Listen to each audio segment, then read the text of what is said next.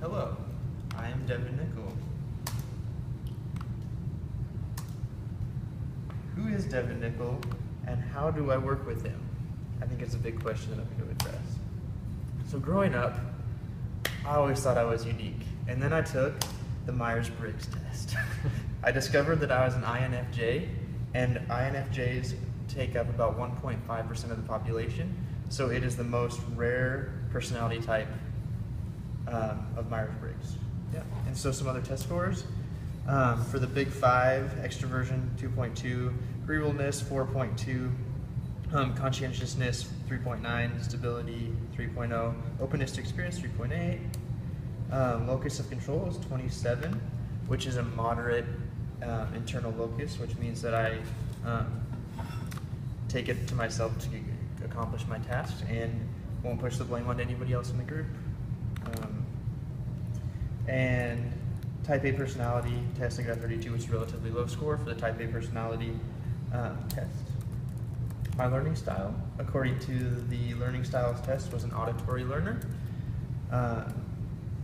And for entrepreneurship, my general profile was 133, which was relatively a low score for the entrepreneurship. With an emotional intelligence test, I got a good EQ, which is a good score to get for emotional intelligence. How do I compare to me? When looking at these scores, for the most part, they say who I am very well, except for the learning test and the entrepreneur test. I feel like I'm a good entrepreneur. I actually started my own t-shirt company a couple of years ago. In my learning style, I feel like whenever I hear something, I forget it very quickly.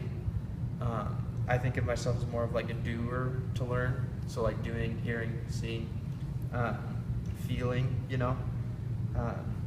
So yeah, for the most part, all those other test scores are on point for me. How do I normally act in a team? I am the active follower. I am very active in the participation of the team. I like to do my fair share of work, but I do not like to make the final decisions. But I do like to be a part of it. So, ideal position in the team would be second in command. So I would have a lot of say in the like what's going on in the group, but I wouldn't have to make that final decision, and I would still be able to pull a fair share of the work.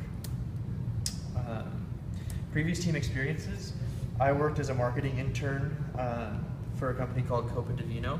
It's a company that sells cups of wine to go, a little seal, you just drink it, yeah.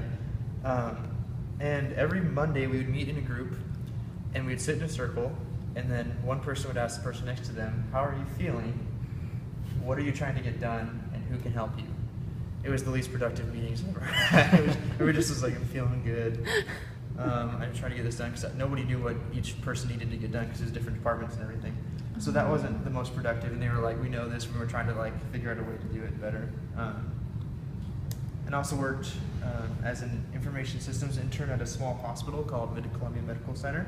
And they had weekly meetings that were very productive, and all of the information systems people would come together and be like, this is what we need to get done, cool.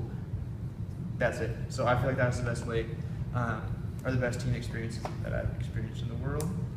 And for this group, my goals are to, oh shoot, you just saw an extra one, process teammates' ideas more fully before deciding whether or not I find them to be good or bad ideas, because I can often jump on board too quickly and be like, yeah, let's do it, and not really process like bad sides of yeah.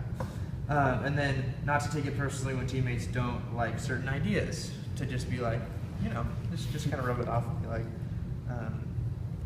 open to the group as a team instead of just an individual. And do you guys have any questions for me?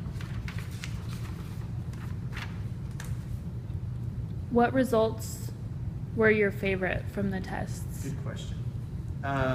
Or like, I think the emotional intelligence was cool to hear, that I have good EQ. mm-hmm. Like they say that's good to have.